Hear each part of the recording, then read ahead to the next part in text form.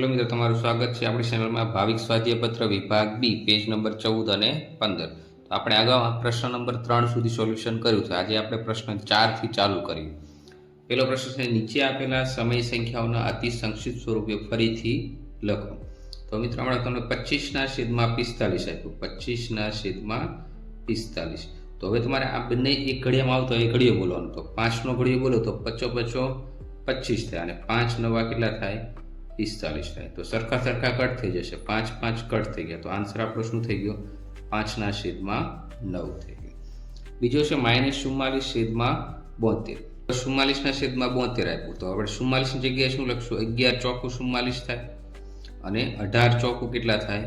72 થાય. પણ આ 44 માઇનસ આપે એટલે 11 ને આપણે માઇનસ કરી દઈએ. તો 4 4 કટ થઈ ગયા. તો આપણો આન્સર શું છે? -11/18 થઈ ગયો.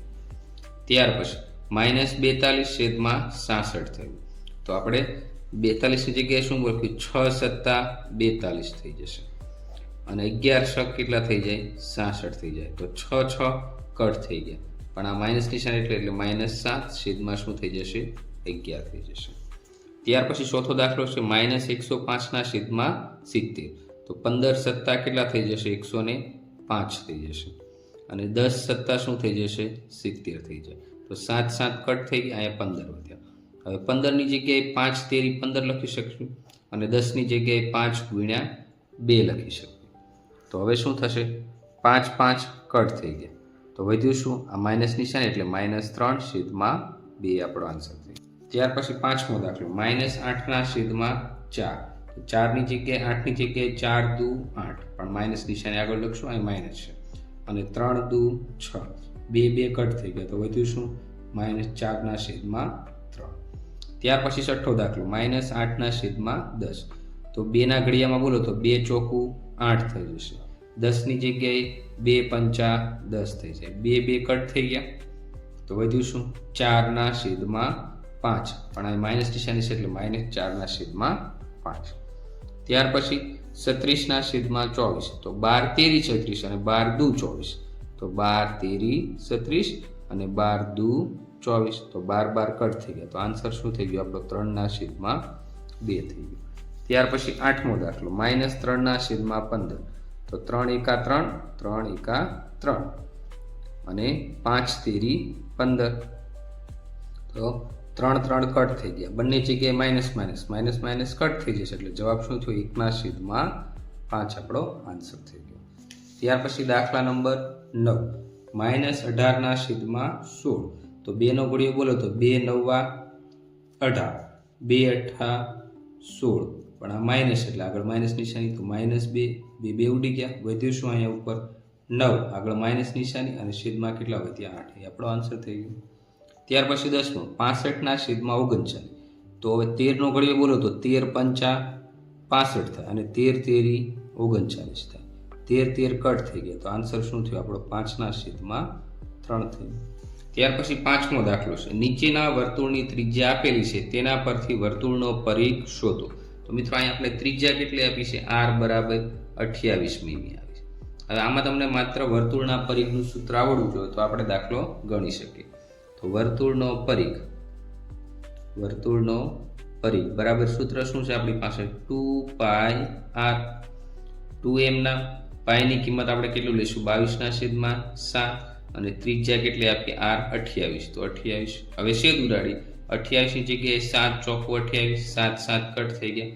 તો જવાબ શું થયો? 2 × 22 × 4. તો હવે શું થશે? 22 દુ 44 44 × 4. તો 16 નો છગડો વધ્યા 1 16 ને 1 17. તો 177 સેમી. તો આ આપણો શું મળ્યો? વર્તુળનો પરિઘ.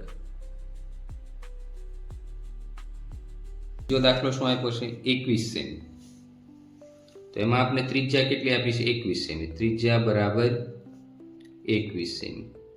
તો આપણે સૂત્ર લખશું વર્તુળનો પરિઘ બરાબર 2πr.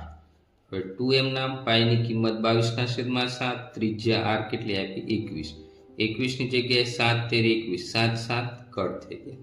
હવે 2 × 22 × 3 હવે 22 દુ 44, 44 ગુણ્યા 3 તો 4 તેરી 12 વધ્યા 1, 4 તેરી 12 ને 1 13, તો 132 સેમી. તો આપણો વર્તુળનો પરિઘ કેટલો આવ્યો? 132 સેમી. તો પરિઘ બરાબર 132 સેમી.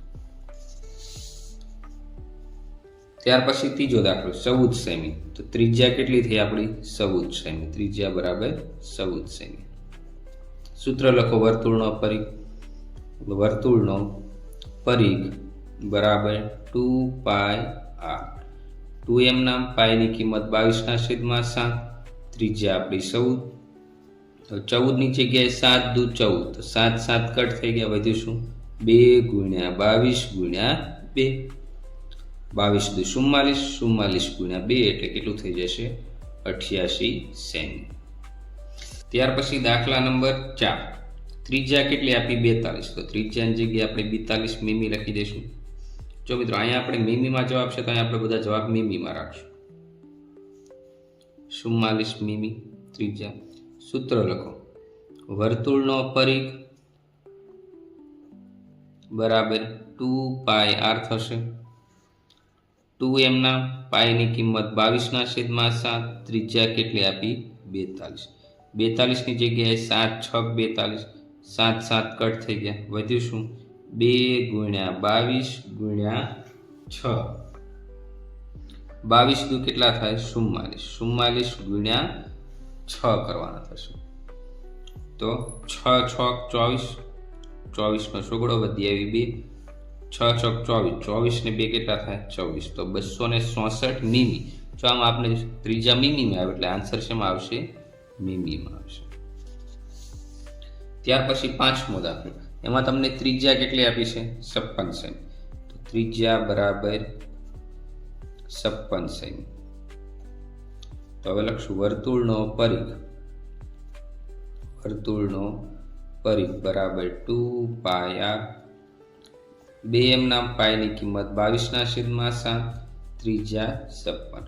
હવે 56 ની જગ્યાએ 7 8 કેટલા થાય? 56. તો 7 7 કટ થઈ ગયા. વધ્યું શું? 2 ગુણ્યા 22 ગુણ્યા 8.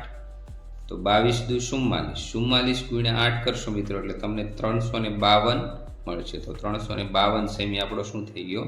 પરિઘ. તો પરિઘ બરાબર 352 સેમી. ત્યાર પછી છઠ્ઠો દાખલો. એમાં તમને 20 સેન્ટીમીટર ત્રિજ્યા આપી. તો આપણે લખી નાખશું ત્રિજ્યા r બરાબર 20 સેમી. હવે વર્તુળનો પરિઘ. વર્તુળનો પરિઘ બરાબર 2πr. 2m નામ પાઈની કિંમત કેટલી છે? 22/7. ત્રિજ્યા આપણી 20 સેમી. તો આમાં છેદ ઉડશે નહીં. 2 ગુણ્યા 22 એટલે 44, 44 ગુણ્યા 20 છેદમાં કેટલા થઈ જશે? 7 થઈ જશે. ભાગ્યા 7. 44 ગુણ્યા 20 કરશો એટલે 880 મળશે. ભાગ્યા 7 કરો તો તમને જવાબ મળશે 125.72.